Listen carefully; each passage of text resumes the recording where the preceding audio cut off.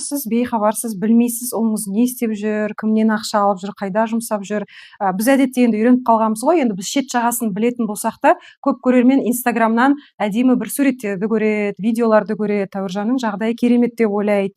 Алдында өзіңіз білесіз, Қосылайық бағдарламасына барды, қателеспесем, Айгүл есімді қызды шетелге апарды, қыдыртты, неше түрлі сыйлықтарды жасады. Соның барлығын көріп келген көрермен қалай ғана бір-ақ сәтте Тәуіржан ақшасыз қалады дейді.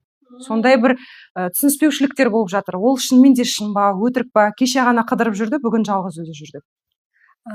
Енді Тәуіржан Қосылайықта жүрген кезде де артында бір сол сценарийді ұсынып жүрген, қасында бір жігіттер жүрді топырлап. Солардың айтуымен ол сонда жүр десе жүреді, бар десе барады. Мен айтам, топырлағанда жігіттерді қайтесің? Қыздармен ғана қыдырып, өзің түсіретін нәрсеңді түсіріп жүре бермейсің ба дейтінмін.